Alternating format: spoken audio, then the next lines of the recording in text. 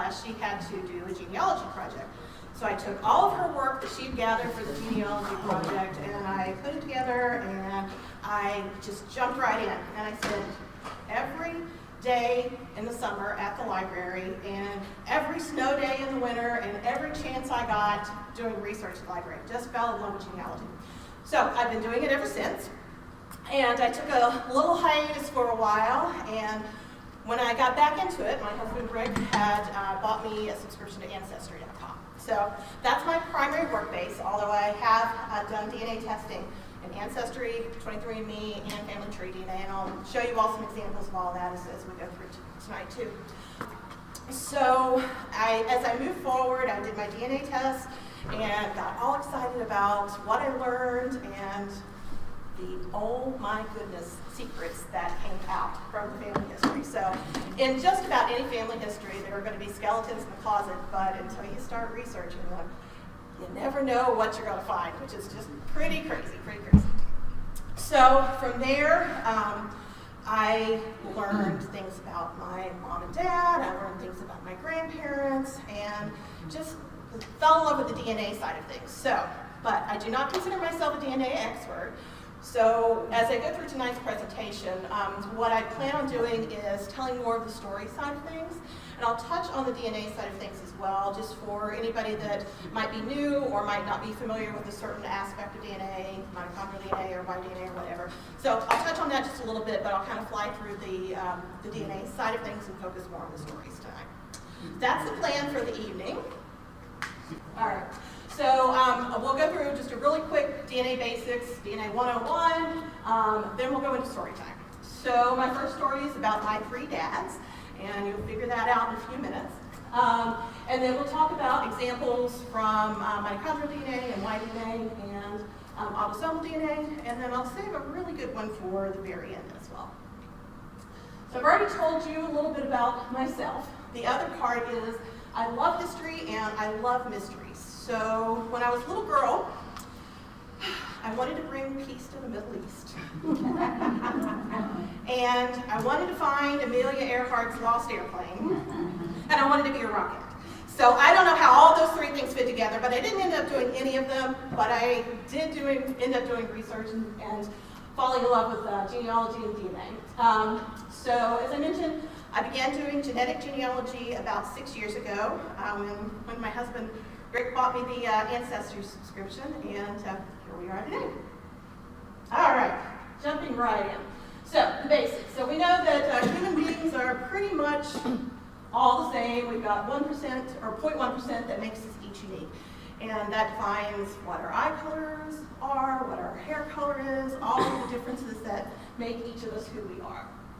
So we have 3 main types of DNA. We've got mitochondrial, Y, and autosomal. Mitochondrial DNA traces your mother's side, goes way far back in history. And Y-DNA is males only. Females don't carry the Y chromosome, so females can't test for Y-DNA. And that traces the father side, father's side. And then autosomal, which hasn't been around that awful long, and it looks at both sides, both of your parents' side, and gives you a more recent history of your DNA. All right, so why do we do a DNA test for genealogy? Because the dead really can't talk. So that's what makes the DNA test so exciting, and that's what makes all of these stories come to life. So, and they tell long-top secrets, which is just really exciting. All right, here's a list of other reasons why we test test DNA for genealogy.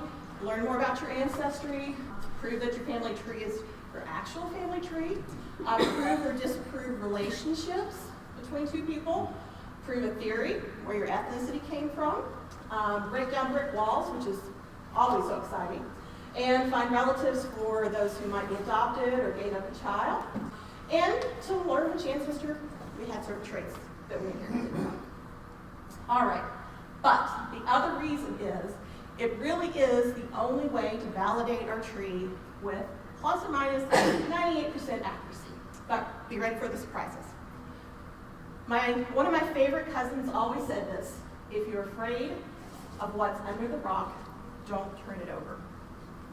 That's very true. It really is true, because once you do that DNA test, you never know what you're going to find out. So be prepared for anything.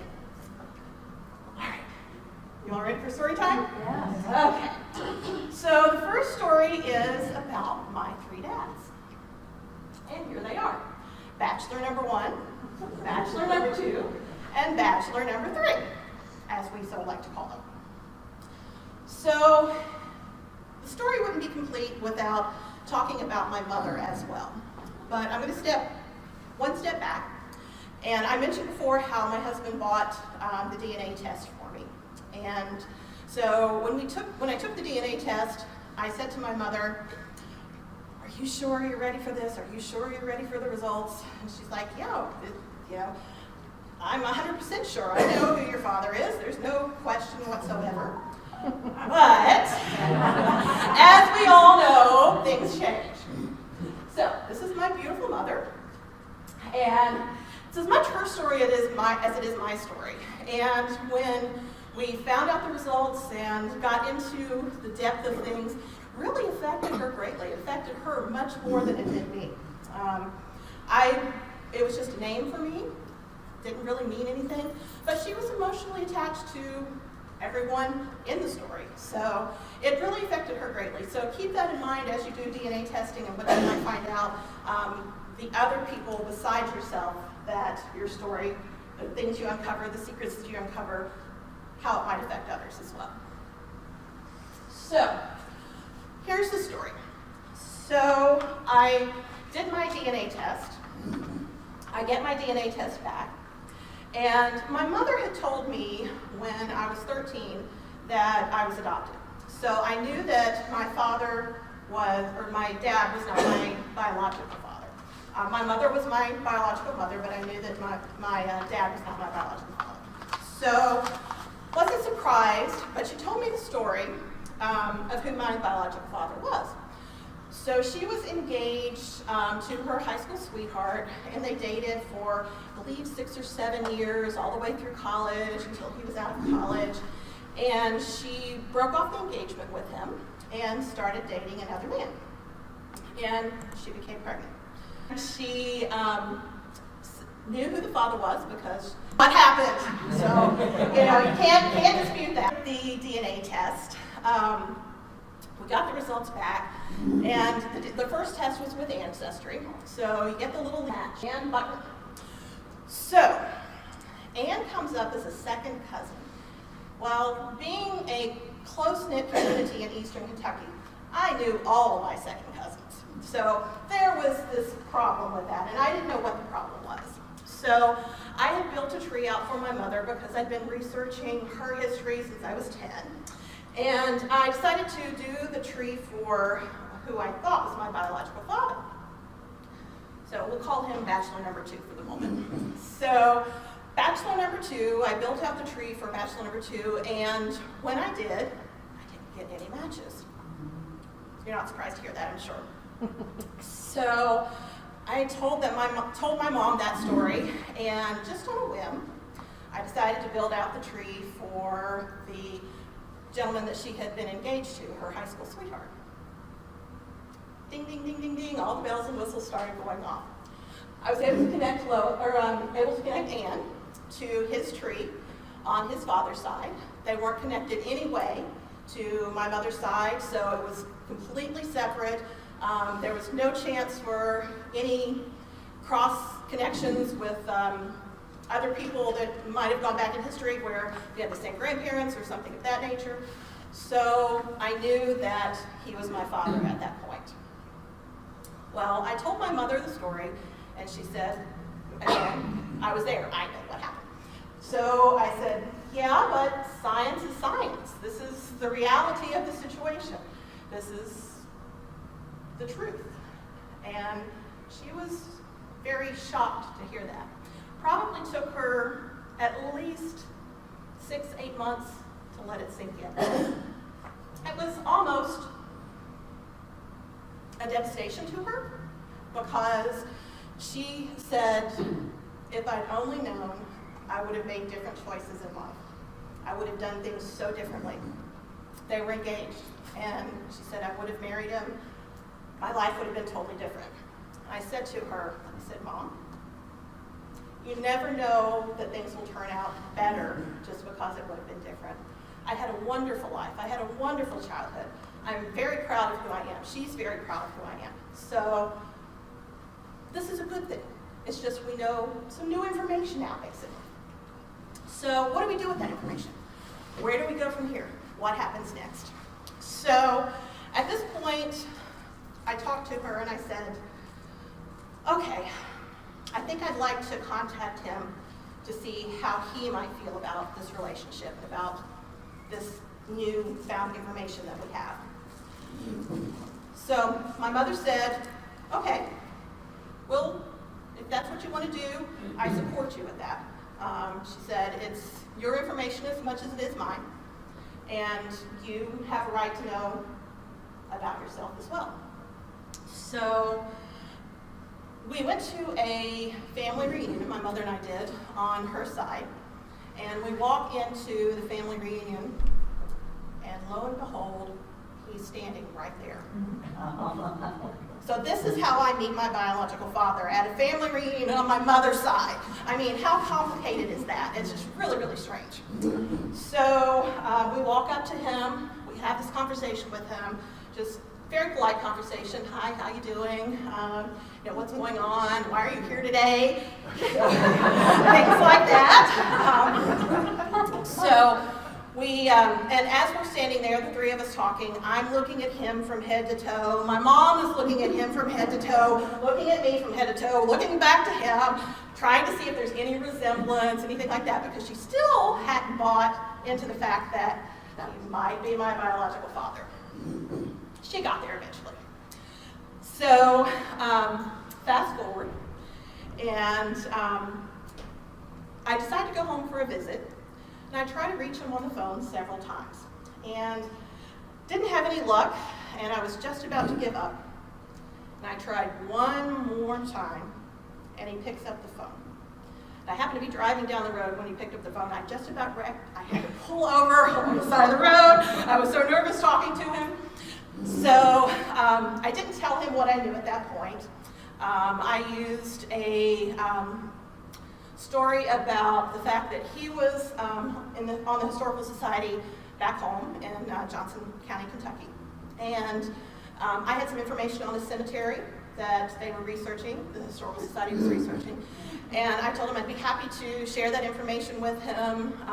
Would he like to meet at McDonald's to talk over coffee? How do you break it to your father that he's your father? So he said, no, why don't you come up to the house and we'll sit and talk for a while. So I did. This happened to be the Saturday after Thanksgiving. So when I walked out the door of my mother's house, I thought, once I walk out this door, my life is going to change, one way or another. I was really scared. It was really hard, but I knew it was something that needed to be done. So, walked out the door, went to his house. We spent 4 hours in his kitchen talking. He told me story after story after story about my grandparents, about my mom, about my uncles, just all kinds of things. We had so much in common. It was just a wonderful, wonderful conversation. Well, eventually, we got around to talking about genealogy. So, at this point, we had moved down to his basement where he kept all of his genealogy records, and he said, I've got all this information and all this background and all this history. And I said, well, I do too. I've got quite a bit of information. And I started telling him the story of Anne. And he wasn't familiar with Anne, didn't know who she was. But I said, well, I have this match.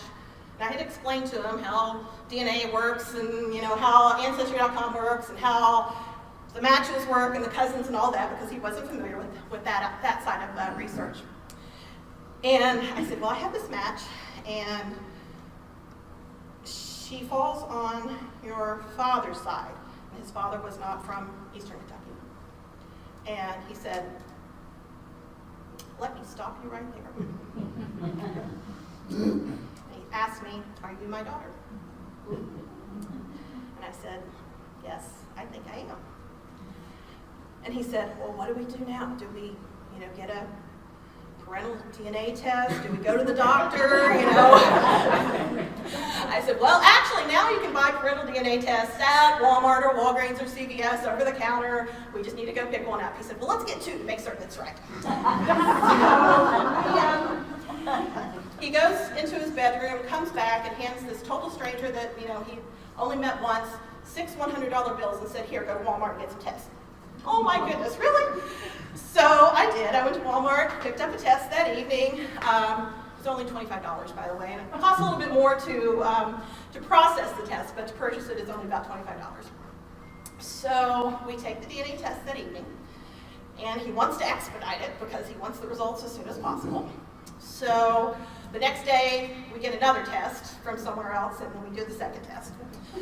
So I go to work on Monday morning, and I'm sitting there at my desk with these envelopes in my hand and having that same thought as I had when I walked out the door. Once I drop these in the mail slot, I can't get them out. There's no turning back at this point. But I did it anyway. So I dropped them in the mail slot. We had the results expedited, got the results back that Friday. So within a week, we had the results. Now, paternal DNA tests, I don't know if you're familiar with that side of things as much, but they come back saying that there's 99.9999% that this person isn't or is your father, but it's the opposite of the way, it's worded opposite of the way that you would think it is. So when it came in, I had to ponder it and figure out, what does this really mean? How am I supposed to read these results? But I figured it out. So the first thing I did was call my mother and told her. At this point, she couldn't dispute it. So she had to just kind of let that sink in. And she said, well, if that's what it is, she said, I couldn't have chosen a better father for you. He was an amazing man, very generous, very kind. He married about 10 years after he and my mother broke up, but he never had any children. So here comes along a bouncing 45-year-old baby girl. So the next thing I do is I call him and I say, well, we have the results back and congratulations, you're a father. He said, well, I'm happy to hear that. And that just made my heart melt. I was just so honored to hear that from him, that he would be so accepting of me as his daughter. So we were all happy about the results and about what was about to happen next. So we knew each other for about 5 years before he passed, and got to know each other very well. We did lots of genealogy research together. He did additional DNA tests. He also tested with Ancestry and Family Tree and 23andMe. He did my DNA testing as well. So I have a lot of information that's still available for me to work with, which is wonderful because I still have mysteries, which I'll get to in a minute. All right, so back to the 3 pictures. Poll from the audience. Which one do you think it is? Just yell it out. Who do I look like? Left. One. A little bit of everything across the audience. Well, this goes to show you the answer is actually Bachelor number 2 is my biological father. Bachelor number 3 is my stepfather. He's the man that raised me my entire life. He adopted me when I was 2. And Bachelor number 1 was the guy off the streets that my mother went out with a few times that she thought was my biological father. So at this point, we spent, as I said, many, many years together and got to know each other really well. And I think back on those few years, and I'm just so thankful that I had that time with them. So it was a very, very good experience. But in that experience, we found move on to why DNA story time. So in my research on my mother's side, there was this ancestor. Oh, first let me tell you about, for those of you that aren't familiar with Y-DNA. So Y-DNA is your father's father's father's father's side. And only males can test Y-DNA, as I mentioned earlier. And with that, you get some results on surnames, so possible surnames for your Y-DNA. And you also get matches as well, and several distance, they call it distance in matches. So the further distant, the further back the match is, the closer distance that you match the person's DNA, the more close the match is. So Y-DNA is good for proving or disproving surnames, proving patrilineal ethnicity, proving or disproving paternity, verifying your paper-based documents, discovering patrilineal geographic origins, so that's another thing that you get from Y-DNA, as well as autosomal DNA. And then one of the interesting things is Y-DNA is broken down into haplogroups, and these are, think of it as branches on a family tree. So as a different branch spurs off, you get a different designation. So the designation for my father was E1B1B1C1A. So then you can go along and research that and find out more information on that. So, as I mentioned, this is a story though on my mother's side. So this happens to be Basil Hayes, or Bilie Hayes, excuse me. So Bilie is my great-great-great-great-grandmother. And the story from Bilie is he had 2 wives, and with each wife he had 14 children. So he had a total of 28 children, and of those 28 children, 24 of them lived. So we have this extensive Hayes family all across the country. It's crazy. So that was one interesting fact about Bilie. But the other interesting fact was that we knew that he was adopted. Adopted. I say air quotes because in the early 1800s they didn't have true adoption. But his mother married Isaac Hayes when Bilie was 8 years old. And there was a younger sister as well that was 6. So we know that there was a previous marriage or something prior to his mother, whose name was Anna, marrying Isaac. So when they married, Anna took on Isaac's name, and her 2 children from presumably a previous marriage took on the Hayes name as well. So that's how we have this extensive Hayes family that aren't really Hayeses. So Bilie was kind of an anomaly. We heard that the family name was Hoheimer. Okay, well, that's interesting. How do we prove that? That was difficult 25, 30 years ago to prove that. But we thought, again, through the grapevine, through family history, family lore, that Hoheimer was his father's name. Fast forward to being able to do DNA. I was able to discover that through DNA matches that Hoheimer was not the family name on his father's side, but is actually his mother's maiden name. And we discovered this through an autosomal match, but we still weren't able to determine what his real last name was. So that's where we get into the Y-DNA. So we had a male from the Hayes family, a direct male descendant of Basil's, to test with family tree DNA. And when he tested, these were the results that he received. So he had, I mentioned earlier, the genetic distance. So he had several matches of a genetic distance of 7, which is pretty far back in history.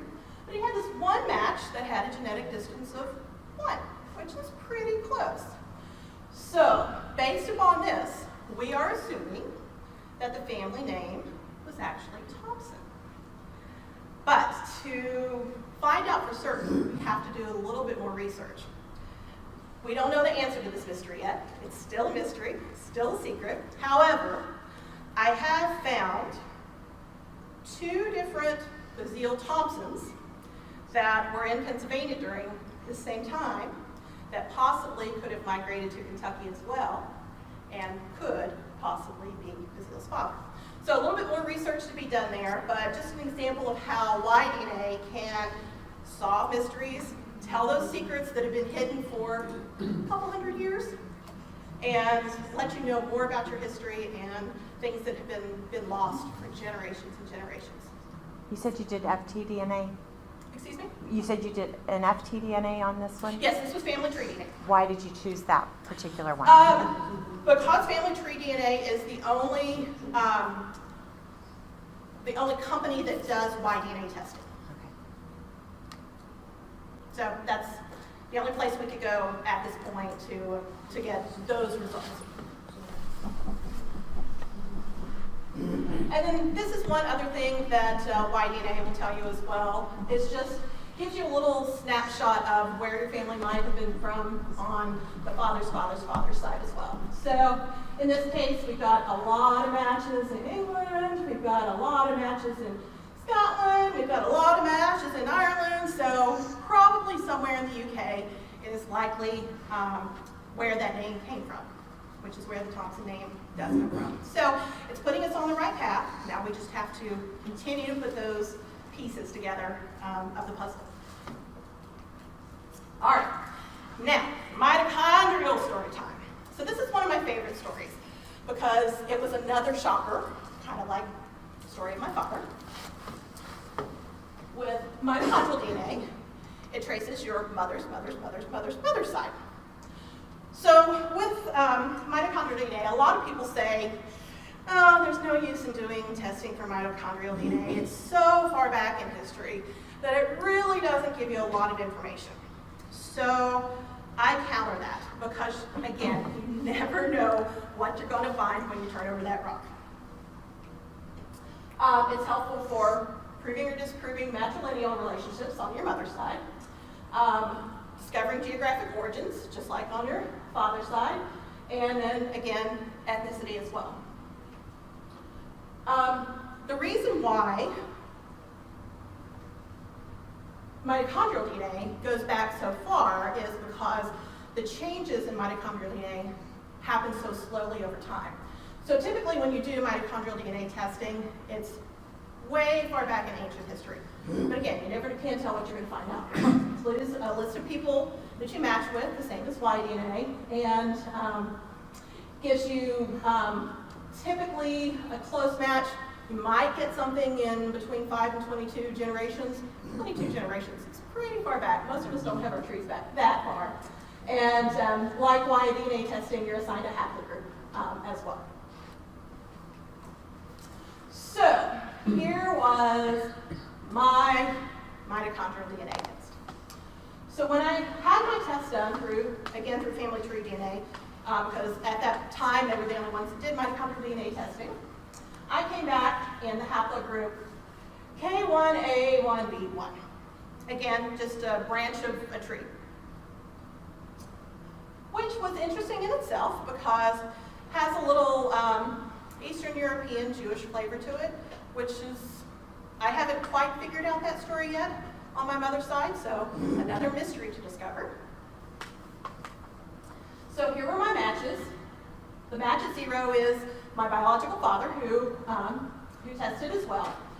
So both males and females carry mitochondrial DNA, but because he tested, he was able to come up in some of my matches as well for some other things too. So, as you can see, close match. But wait a minute, that's not right. It's my dad's side. What? That doesn't make any sense whatsoever.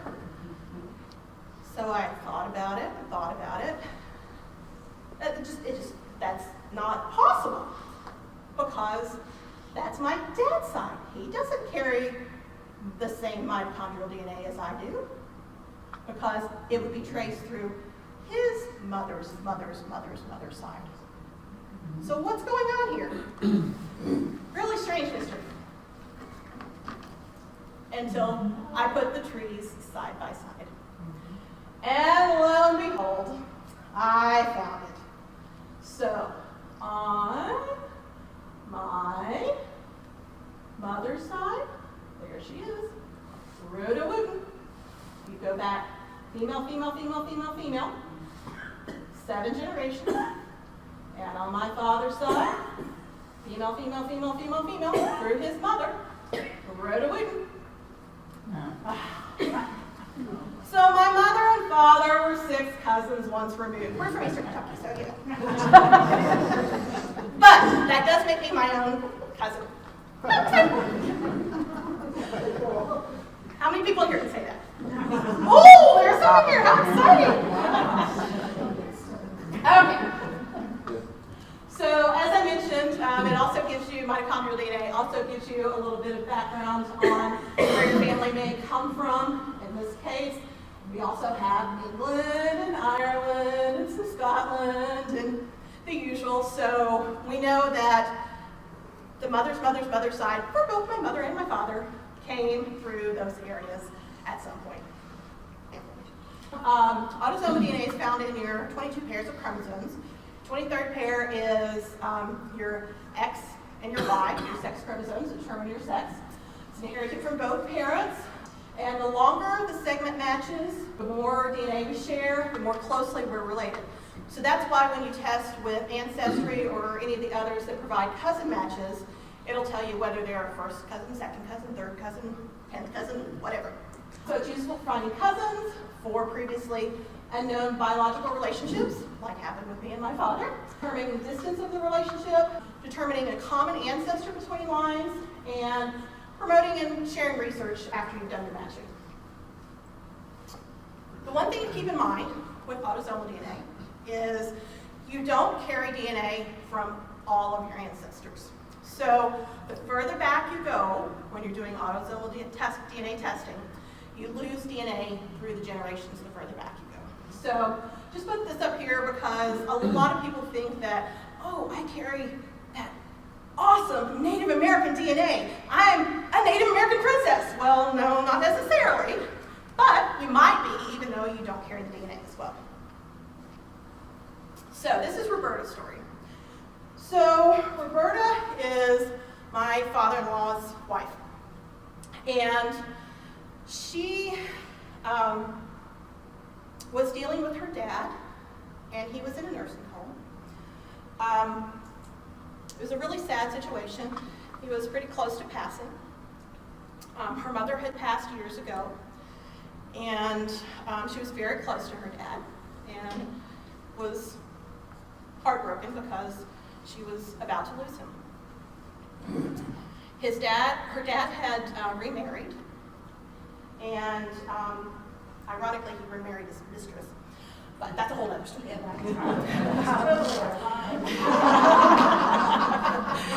So he married the mistress, and then the mistress and Roberta didn't get along at all. The mistress didn't like Roberta, surprise. And so the mistress didn't want Roberta to be alone with her father, didn't want her to visit him in the nursing home unless she was there, lots of complications in the relationship.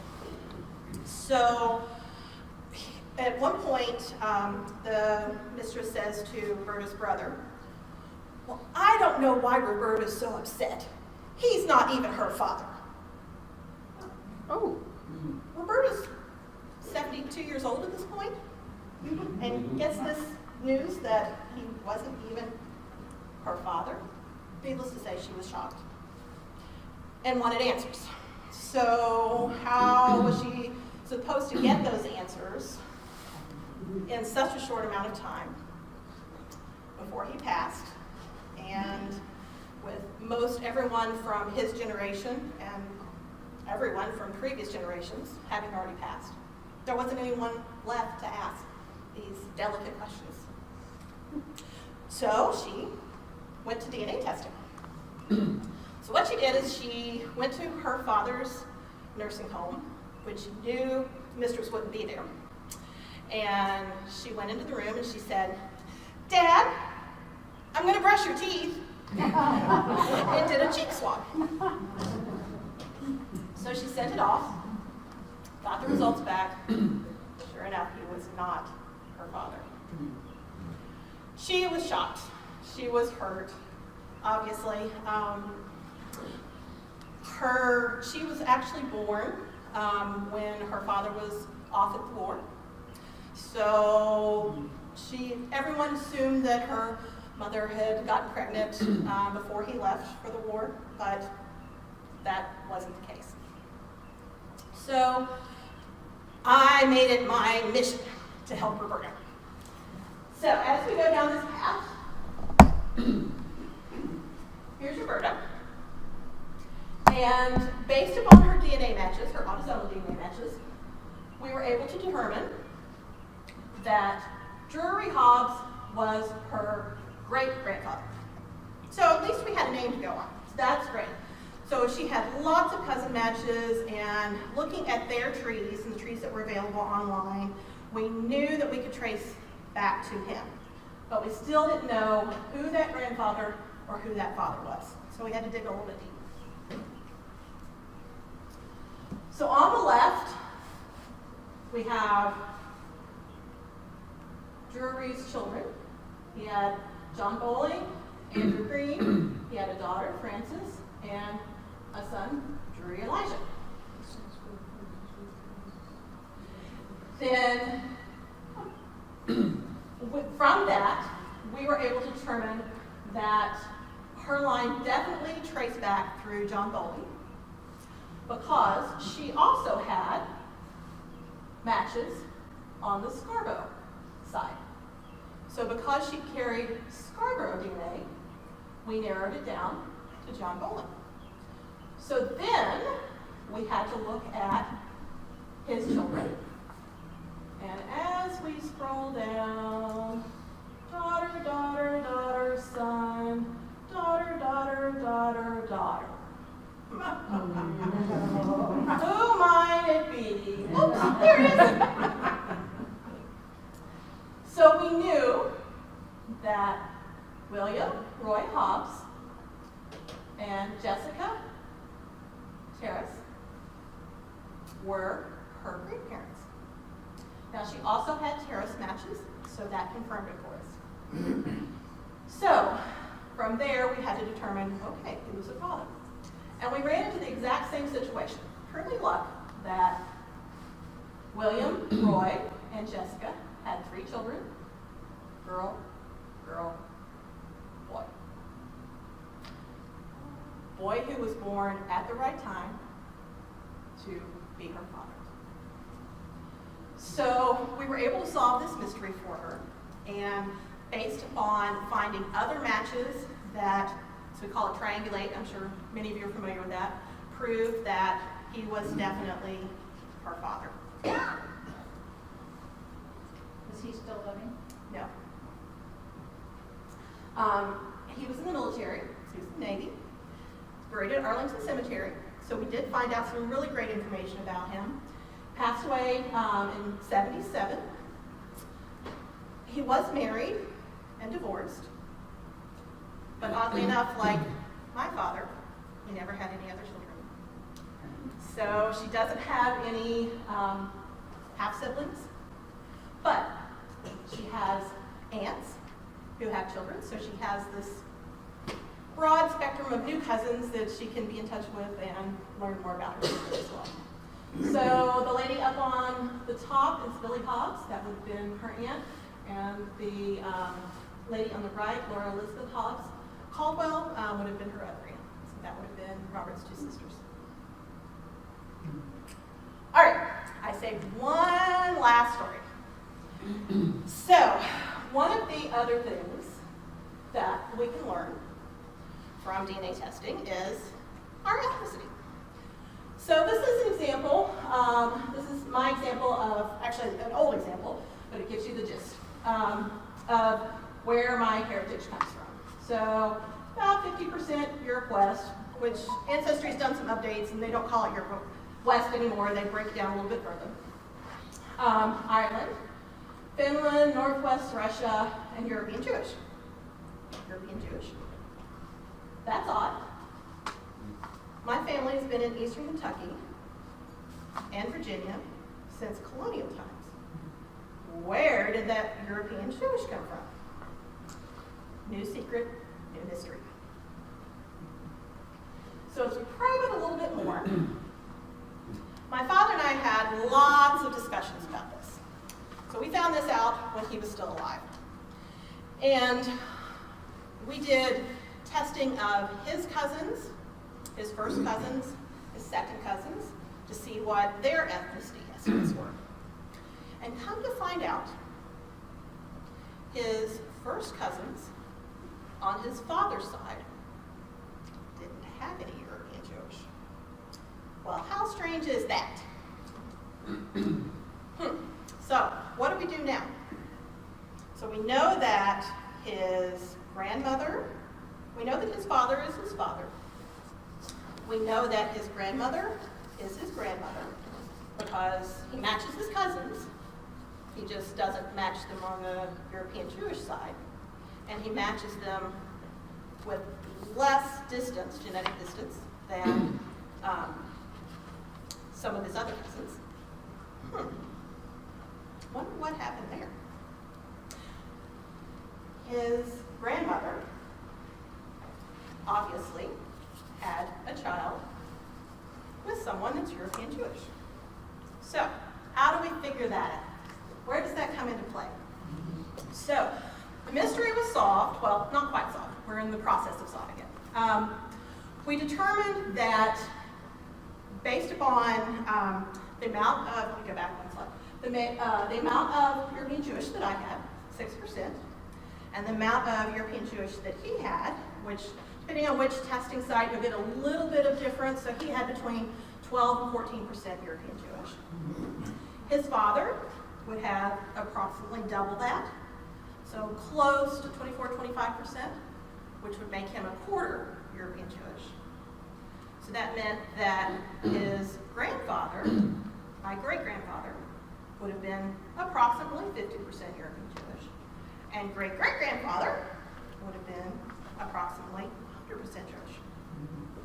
Now, I know you're probably wondering, why do I say grandfather? My father did Y-DNA testing, and because of that Y-DNA testing, we were able to determine that the Jewish gene was definitely on the father's father's father's father's side. So that's how we know that for certain. So, we're breaking down the mystery and trying to learn new things. So, oh, wrong way. So, this was probably one of my father's greatest mysteries that he tried to solve. He said to me, he said, honestly, I wasn't as surprised that you were my daughter as I was that my grandfather wasn't my grandfather. Because he'd grown up with his grandfather all of his life, had thought his grandfather was his grandfather, never in a million years dreamed that his grandmother had had a tryst with someone else. So he was shocked by that. However, because he'd been engaged to my mother, he thought, and people had told him through the years, they had always just assumed that I was his daughter because he had been engaged to my mother. Well, sure enough I was. So fast forward, we did all kinds of Jewish research. We researched temples, we researched Jewish names, Jewish heritage. And if any of you have any Jewish DNA background or Jewish history, very, very difficult to research because the Jewish population intermarried because they had small settlements. They kept their religion within the community, and so there's a lot of mixture of the genes in the Jewish DNA. So you have thousands of Jewish cousins when you have Jewish DNA. So it's very, very difficult to trace. Not impossible, but difficult. So my father passes about 1.5 years ago. We still didn't have an answer to our mystery. Again, we tested in every single test we possibly could. We checked it often. We looked. We just really, really wanted to solve that mystery. And 2 weeks ago, this pops up. So this is Lois Bruner, and Lois popped up as my second cousin. Again, I know all my second cousins, so I thought. With Lois popping up as a second cousin, I started bouncing off the walls. I got so excited because this had to be that missing link on my father's side. And sure enough, when you look over here at her ethnicity, she has European Jewish, which is really exciting for me to see that.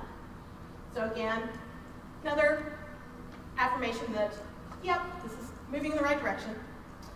So I send her a message, and she responds the next day, gives me a little bit of family history, says, I don't know how we're related, but my father did grow up in, ironically, Middletown, which is where my grandfather was born. My great-grandparents had moved to Middletown to, my great-grandfather moved up there, I thought it was my great-grandfather, moved up there to work at Armco.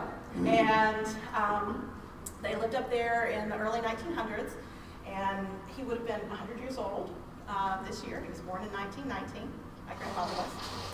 So she told me a little bit about her family, and she gave me a surname to research, and she told me her father's name. And from that, I was able to jump right in. So the past 2 weeks, I've been in genealogy mode and doing all kinds of things. And in the research, I found that this is a map of Middletown from the early 1900s. The highlights are just different street names. Down here at the bottom in yellow is South Street, which doesn't exist anymore, but it runs right along the railroad tracks. So if you know where the railroad tracks are, and the highway runs just on the other side of the railroad tracks, it was just on, I guess, the north side of the railroad tracks.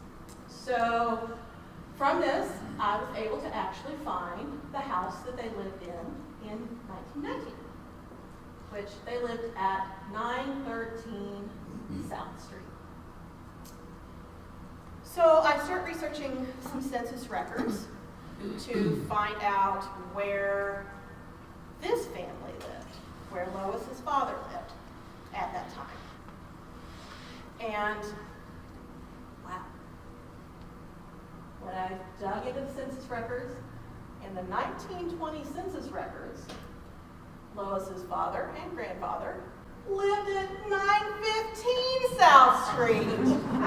Wow, how about that? They were next door neighbors. You can put the pieces together there. So, at this point, I've proven that Lois is the second cousin, would have been maybe a first cousin to my father, maybe second cousin, maybe an aunt. So one of the tricky things with DNA, for those of you that dig into it a little bit more deeply, is based upon the amount of DNA that's shared, there are different relationships that person could fall into. So we don't know with 100% certainty that Lois's father is my great-grandfather. She could be a half second cousin. She could be a half aunt. We know she's only a half cousin because the mothers aren't the same. But her father only had one brother. So there's only two possibilities, which is really, really exciting. So we've narrowed it down to either her father, whose name was Andy, or Andy's brother, whose name was Jack.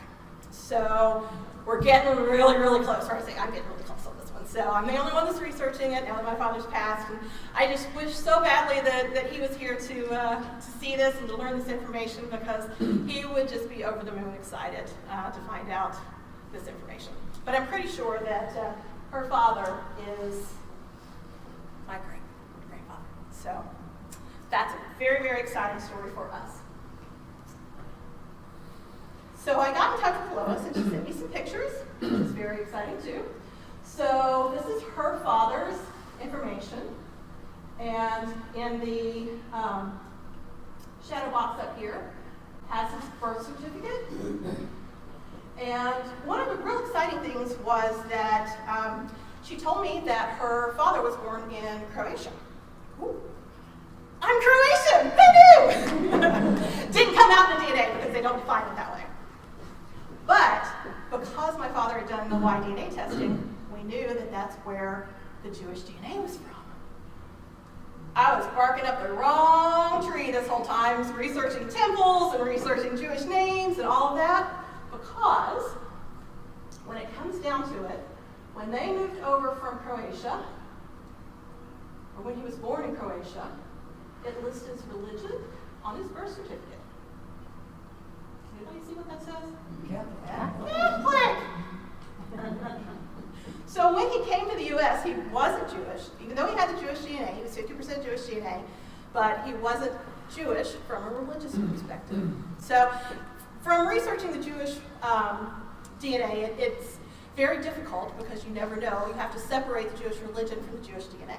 So they're two very separate things when you're actually looking at it. So with that, here are pictures for comparison. I'll tell you who these people are. That is my grandfather when he was young.